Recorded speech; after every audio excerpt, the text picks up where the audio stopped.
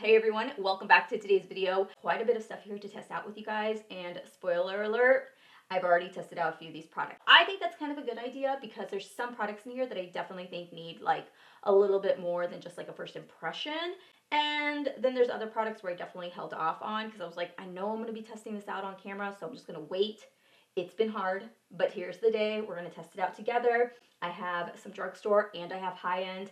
So let's go ahead and get right into this. Today I'm going to be applying the Photo Finish Primer. This is the mattifying primer. This one's good. I mean, it's super mattifying. It's not as like mattifying, I think, as the one from Makeup Forever, but it definitely works. I have been using the Flawless No Filter one, and I do like it. Like, I definitely think it gives a really nice glow. But if I'm going to be sweating, and I know I'm going to be sweating today, I just already know by 3 o'clock it's going to be a mess. So today's foundation that we're going to be playing around with is going to be the Pat McGrath. I'm a little bit nervous about this foundation just because I've never used it on a hot day. So we'll see how this works. Luckily, I don't have a lot of people that I have to see today, so I mean, if it looks like a mess, I'll be fine. All I need is one good day in the sun, and this will work really well for me. I'm using a sponge. I did use a brush the last time with it, and it was fine. And I like the idea of using brushes, but I feel like recently brushes have made my foundation like sit on top of my skin. If I use a fresh foundation brush that like I've never used before, it looks great.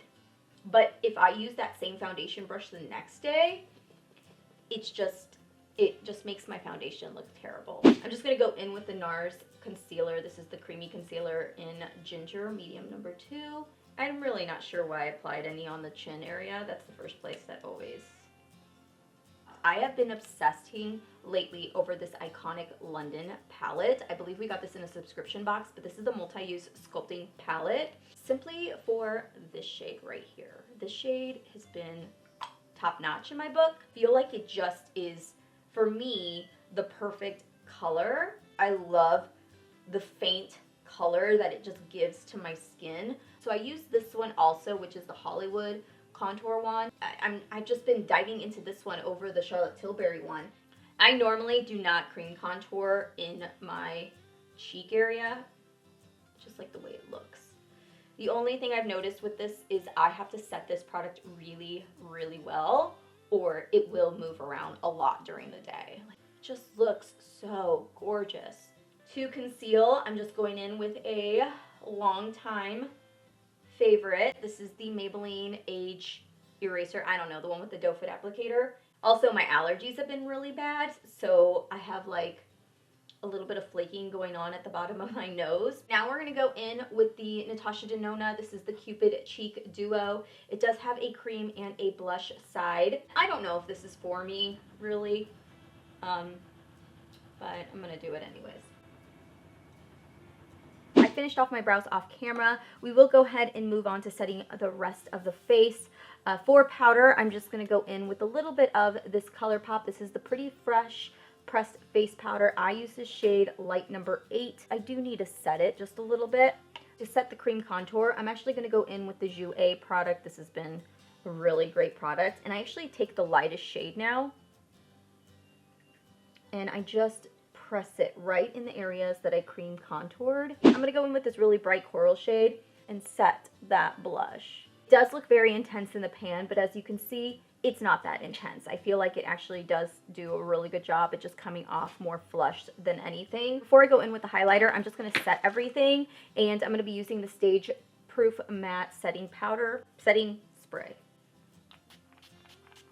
We are going to take this one right here, and I'm just going to be using this. This is the Makeup by Mario brush in F3. See how pretty that is? Oh my gosh. So it has been some time since I played around with color. I feel like so many of my looks are very basic and simple.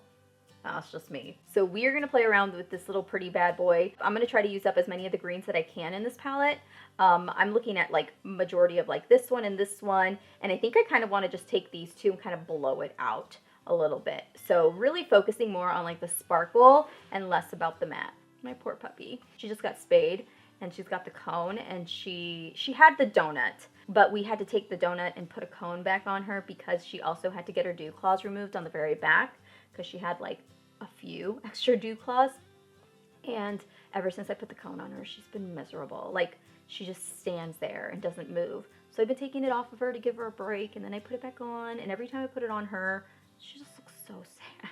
I'm going to go into another palette, and I'm going to be taking just a light shade to kind of set it. I really like this one. This is the NATASHA DENONA Retro palette. I'm going to start off with a shade called Kale. And I'm just taking this on a Mario EF2 brush. And let's go ahead and apply it right here at the base, because I don't know how this color plays. I don't know how bright it is. And then we'll slowly work it up. Oh, I would totally wear this color alone, by the way. A little splotchy. Whatever is left, I'm just going to take a little bit more. I'm going to focus this more on the lid and the crease. And then whatever's left over, I am going to bring in, because I want this to kind of flow all together. I'm still working with Kale. That's all I'm working on. You can see I'm just taking it and really focusing right on that crease, because I want that crease to be a little bit deeper than the rest of the eye. I am going to leave the bottom of my eye bare today. This shade here, Rust Green. So I don't know if I want to apply that. I feel like that might be the right shade. And then we've got this little warmer prickly shade, which is more of like a true, so this one's more of like a cool green, and this one's going to be a little bit more warmer. I think I'm leaning more towards this cooler color. Apply a little bit of concealer, and I'm just going to pop it right here. And I'm going to start popping it right on.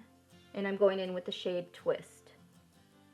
I did apply a baby wing just because I thought it'd add a little bit more drama to it. And then I did apply half a lashes. I just use the Ardell 421s, and I take one lash, cut it right in half.